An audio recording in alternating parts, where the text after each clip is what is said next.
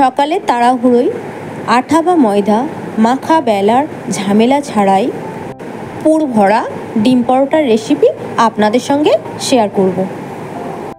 নরম তুলতুলে এই পরোটাগুলো ভাজতে সময় যেমন একদম কম লাগে, খেতেও কিন্তু খুবই অসাধারণ লাগে।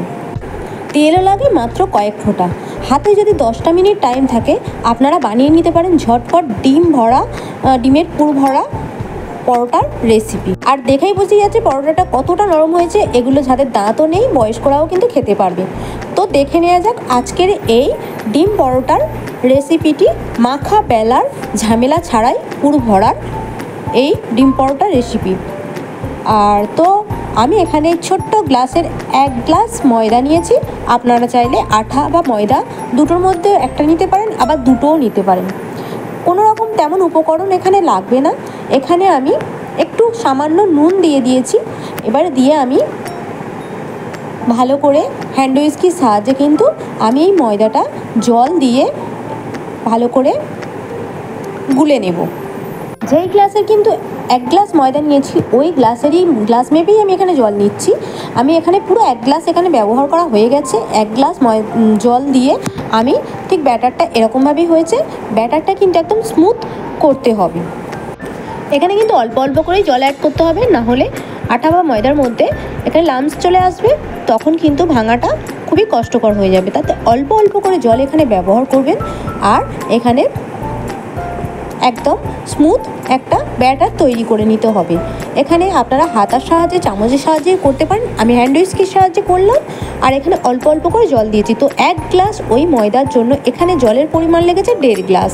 তো আমি একটা হাতার সাহায্যে আপনাদের দেখিয়ে দিচ্ছি যে ব্যাটারটা ঠিক এরকম হয়েছে। তো হাতার সাহায্যে আমি ভালো করে আবারও একসঙ্গে মিশিয়ে নিচ্ছি। তো দেখা যাচ্ছে যে ঘনত্বটা কতটা।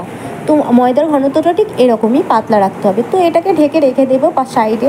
এবার আমি একটা কড়াই নিয়েছি, কড়াইয়ের মধ্যে আমি ডিমের পুরটাকে তৈরি করে নেব। এখানে আমি একটা পেঁয়াজ কেটে রেখেছিলাম আর কাঁচা লঙ্কা কেটে রেখেছিলাম। আপনারা কাঁচা লঙ্কা না খেতে চাইলে নাও দিতে পারেন, তবে আমি এখানে দিলাম। একটা টমেটোও দিয়েছি, দিয়ে নুন দিয়ে কিন্তু ভাজা করবো, একটু হালকা ভেজেছি। তারপরে কিন্তু এখানে 2টো ডিম একসঙ্গে দিয়ে দিয়েছি।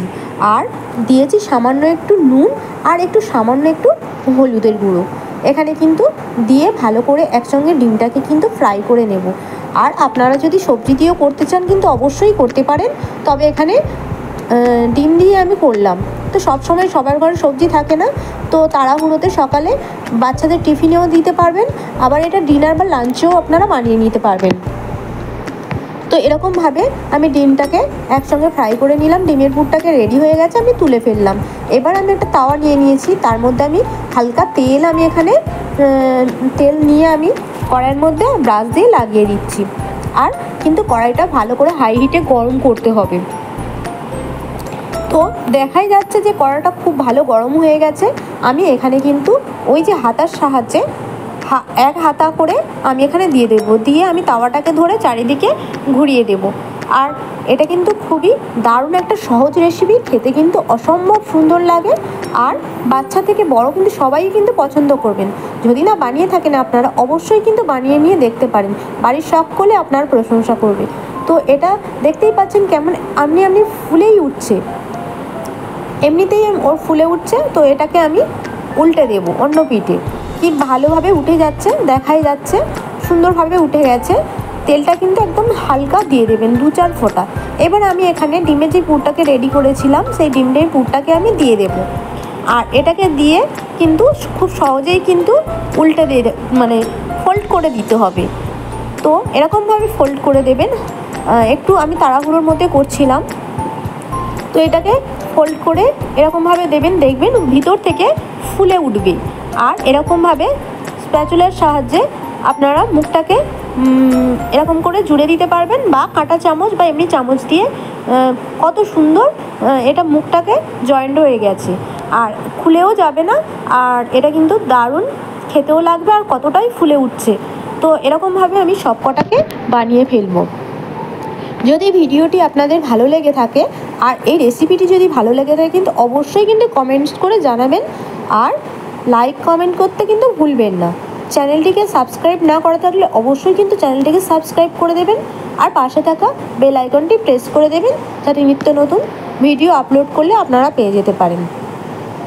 তো আমি একইভাবে কিন্তু করে নিচ্ছি এই ডিম পরোটা। আর এই পুর ভরা ডিম পরোটা কিন্তু খুবই খেতে সুস্বাদু হয়। আপনারা কিন্তু খুবই কম টাইমের মধ্যে এটা কিন্তু ঝটপট বানিয়ে নিতে পারেন। তো এটাকে এরকম স্প্যাচুলার সাহায্যে মুখটা ভালো করে আমি আটকে দিচ্ছি। আর কিন্তু আটকে দেওয়ার পরে কিন্তু বেশ ফুলেই উঠছে। আর আমি এটা খুবই কম তেলে করেছিলাম, আর আপনারা বেশ কড়া করে ভেজেও নিতে পারেন, লাল লাল করে। তো আমি এখানে খুব কড়া করে ভাজিনি, এখানে হালকা হালকাভাবে ভেজেছিলাম। তো রেসিপিটি আপনারা অবশ্যই বাড়িতে ট্রাই করবেন। একইভাবে আমি সমস্ত পরোটাগুলোকে ভেজে নিচ্ছি। আর হ্যাঁ, তেলটা বেশি দিলে কিন্তু এখানে ভাজতে সমস্যা হবে, তেলটা কিন্তু অবশ্যই অল্প দেবেন। লাস্ট আমার তেলটা একটু বেশি পড়ে গেছিলো। তো একেবারে রেডি হয়ে গেছে পুর ভরা ডিম পরোটার রেসিপি। তো আপনারা দেখেই বুঝতে পারছেন যে কতটা নরম সফট হয়েছে আর কতটা সুস্বাদু কিন্তু হয়েছে। তো ভালো লাগলে অবশ্যই এই ডিম পরোটা রেসিপিটি শেয়ার করবেন।